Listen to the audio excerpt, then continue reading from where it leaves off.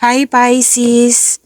This is Jav. Welcome po sa ating channel. By the way, Pisces, this is your weekly Gabay Tarot reading from December 23 to 28, 2025. Gamitin ng reading na ito bilang kabayin lamang.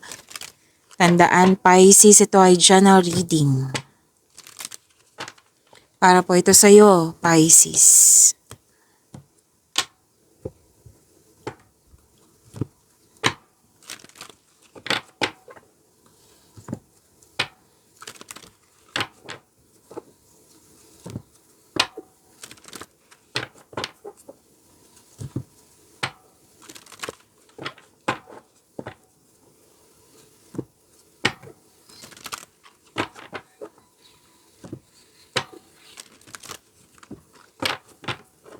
Para po ito kay Pisces, ngayon, December 23 to 28, 2025 po.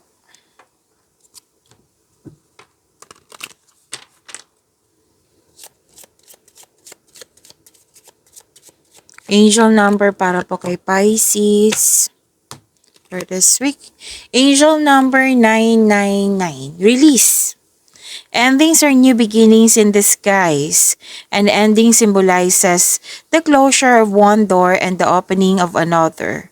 The whisper is reminding you to release and allow. It is in the release where the magic happens. To attract more blessings, let us say the power of formation. Let us say, doors open for me where others have closed, bringing transformation to my mind, my body, and my soul. Again, doors open for me where others have closed, bringing transformation to my mind, my body, and my soul. Angel number 999.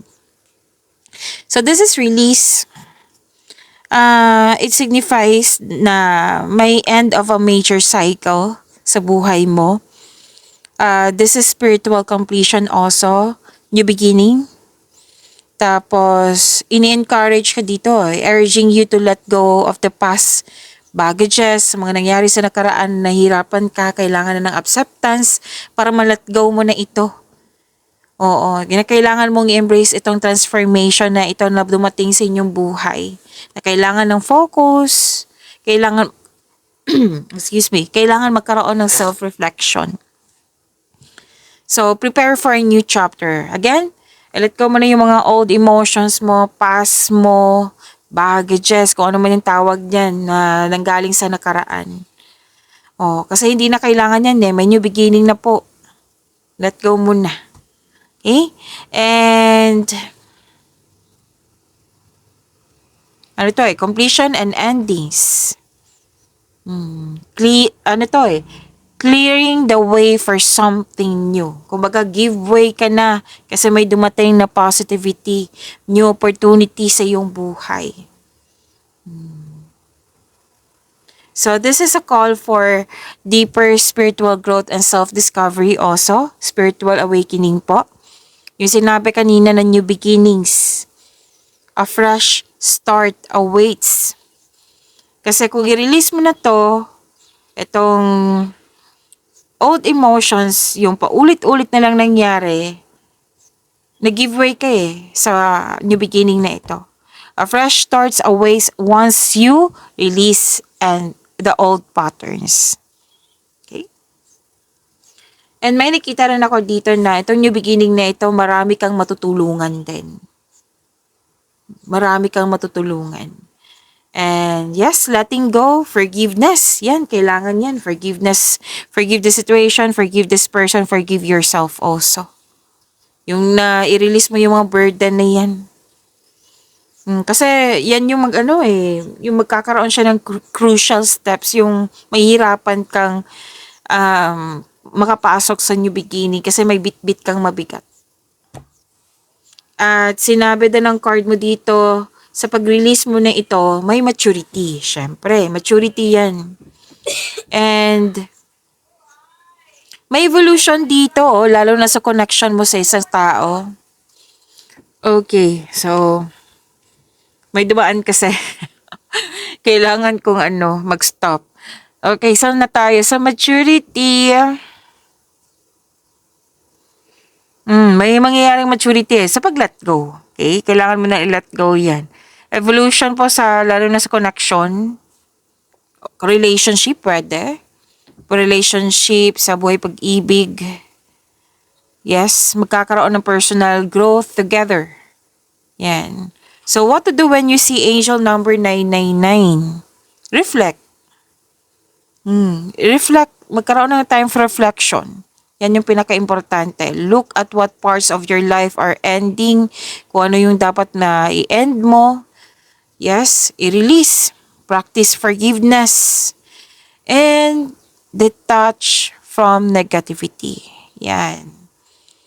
Kanina pa yan sinasabi ng yung card. And trust. Have faith in the universe. Na ang universe is guiding you to your next step. Okay? May serve talaga dito. Na may mga experiences ka na matutulungan mo yung kapwa mo. Yan. Pwedeng mission to, ha? Okay, so that is angel number 999 po.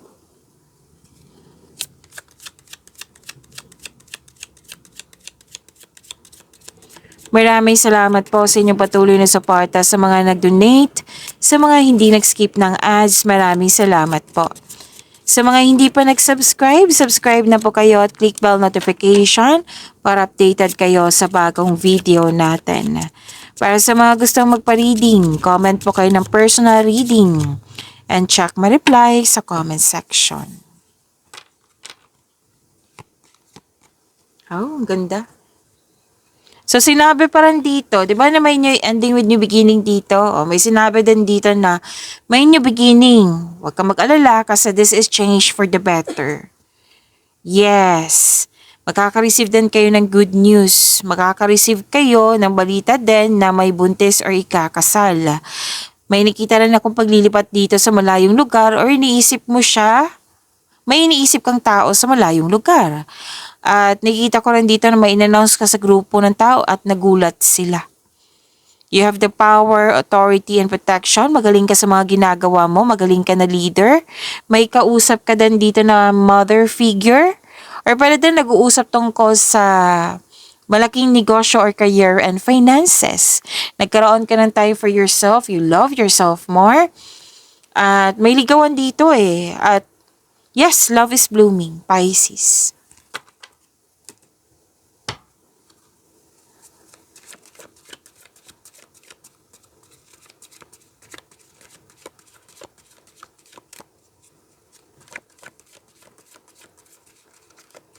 Energy ni Pisces ngayon December 23 to 28, 2025.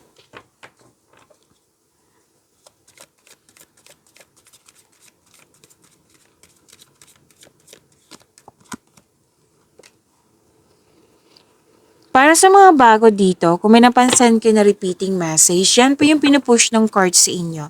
Like for example, nanood kayo sa isang video reading nyo. Sa video reading nyo.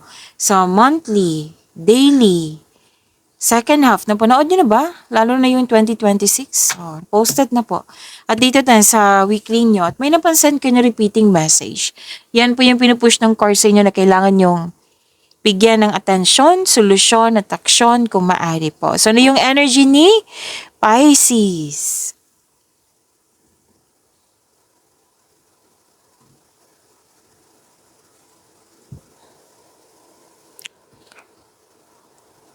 Ang ganda. Kasi, may growth. Yan. May growth. Ako nakikita dito.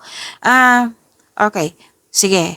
Iayos ko lang. May nakita kasi ako dito, kung magbibigay ka ng pasensya, magkakaroon ng growth. May nakita rin ako dito na tapos na like, nagbigay ka ng pasensya, ito na, umani ka na, nagkaroon na ng growth.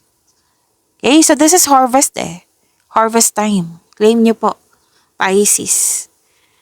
Planning, contemplation, yan. Yan din ang nakikita ko.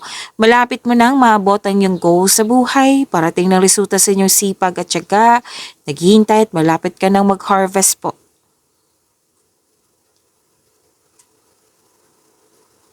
Okay. May nakita rin ako dito sa buhay pag-ibig, lalo na sa mga single. Huwag po daw kayo magmadali. Kasi may ibibigay ang universe sa iyo. The right person at the right time. Wow, ang ganda naman. So, kailangan mo lang magkaroon ng trust and have faith. Sa mga naghihintay dito, kailangan ng mahabang pasensya. Patuloy mo lang alagaan yung sarili mo para ma-attract mo yung nakatadhana sa iyo.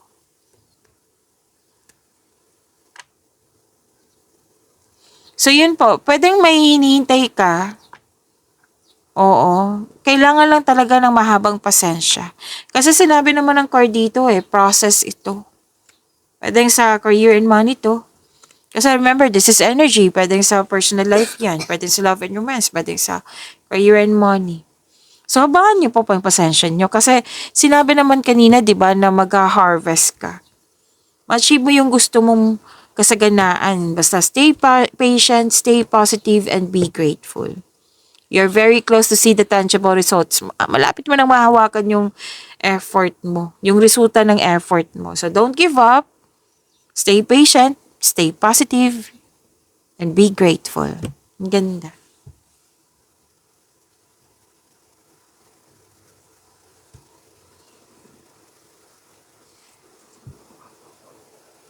Wow. Long-term abundance. Steady progress. Yan. Nakita ko nga dito nung bata pa kayo, mahusay na kayo, masipag na kayo. Nakita ko rin dito yung gusto mo sa buhay, like, you're into sa pagsisikap sa araw-araw. Like yung work hard talaga para yung resulta worth it. Yan, yung may makabuluhang resulta talaga. Ayaw mo sa mga shortcut na pagyaman. Yung shortcut para, yung alam nyo na kung ano yung shortcut na yan para yumaman ka agad. Ayaw nyo. Gusto mo talaga na effort para worth it talaga, Pisces.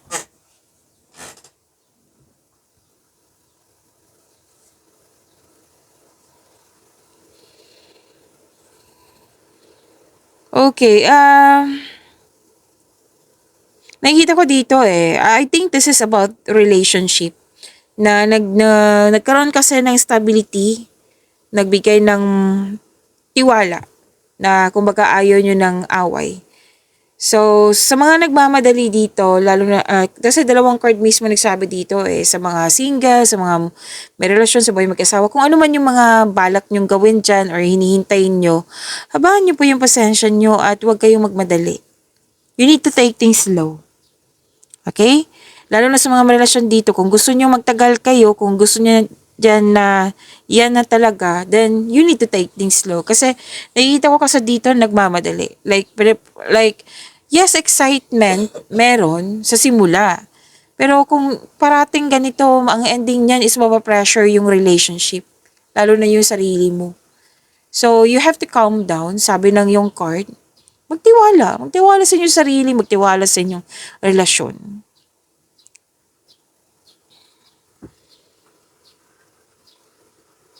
Kasi dalawang card mismo nagsabi dito lalo na sa inyong career and money na magtiwala kasi yung mga ginagawa mo nga naman, may makabuluhang resulta may masaganang resulta. Continue to take steady action on your goal. Nahabaan ng pasensya and be realistic about your expectation. Yan yung pinaka-importante. Okay, sa mga naghahanap din ng trabaho dito or sa nag-iisip ng bagong karera, may perfect time. Huwag magmadali. Kasi sinabi naman ng card dito, dalawang card, long-term abundance, steady progress. Yan yung sinusiguro sa iyo Diba? Ang ganda.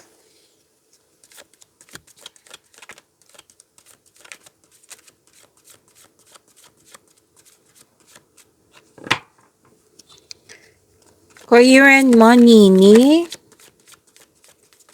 Pisces.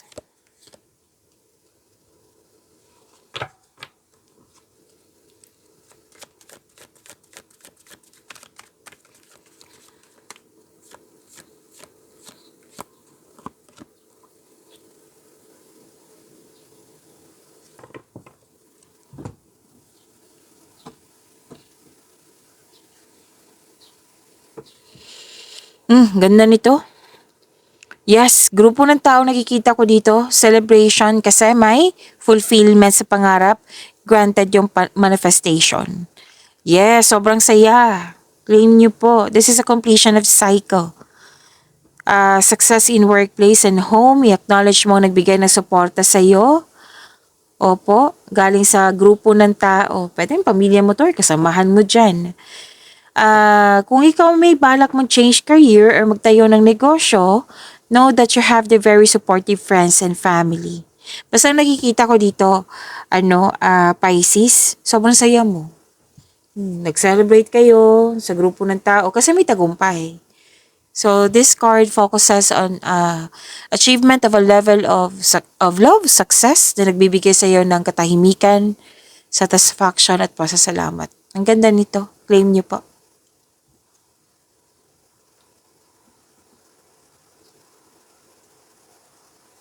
Planning. May nakita kong planning dito eh.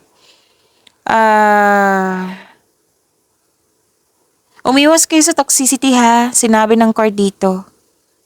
At bumuo ng diskarte upang makuha ang gusto mo. Yan.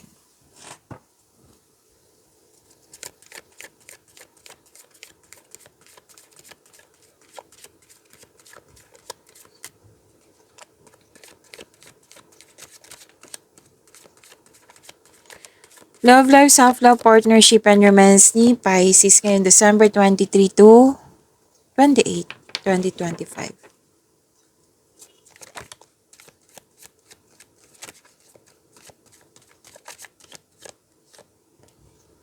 Andito po si Angel of Blessings.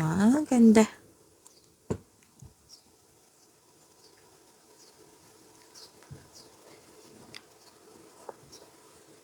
Sa love life, self-love, partnership, and romance. Wow. Sa mga single dyan, pwede ikaw to, pwede siya ha. Most likely, ibang tao to. May isang tao kasi dito na habol ng habol sa'yo ng labis. Or masyadong malakas lang talaga yung energy niya. Pwede makulit. Aggressive, pwede. So sabi ng card dito, pwede posibleng maliligaw to, bagong kaibigan ba, bagong kasamahan, na sinabi ng card dito na kilalanin mo na mabuti. Okay? And kasi magagawa ka din ng desisyon dito eh. Kailangan mong mag-ingat sa paggawa ng desisyon. Pinipiling desisyon. May mga mabilis na pangyayari dyan, so you need to be calm down. Oo, you need to calm down. At mas gamitin yung lohika. Okay? Sa mga lahat kayo niyan, single kayo, may relasyon sa buhay mag-asawa.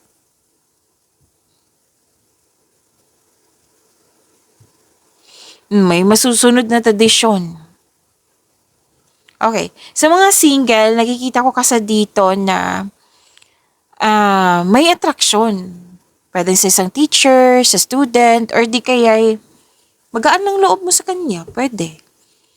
At pwede din na marami kang natutunan sa kanya. Yan, na-attract ka. Wow, marami ako natutunan sa kanya. Ang galing. Yan, may attraction. Okay, sa mga relasyon sa buhay mag-asawa, okay, sa mga relasyon muna tayo, may pamamanikan na magaganap or kasal. Wedding bells is coming.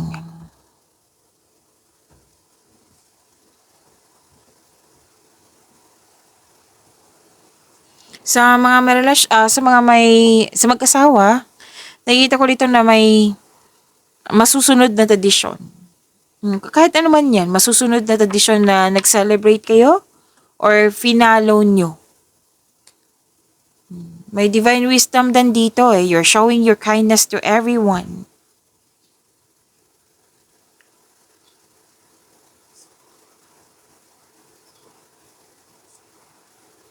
Nakita ko rin dito na may sinabi din dito na may yung bagong maliligaw or ligawan mo sinagot agad. May nakita din ako. So sinabi ng card, 'di ba, na kilalanin niyo muna, wag one step at a time. Dahan-dahan lang, kumbaga.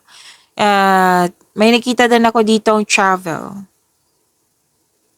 So to attract more blessings, let us say the power affirmation. Let us say, kasi andito po si Angel of Blessings. Let us say, I will listen to my inner voice and I trust my angels. I will listen to my inner voice and I trust my angels. Kung sa Tagalog pa kasi may nag-request po.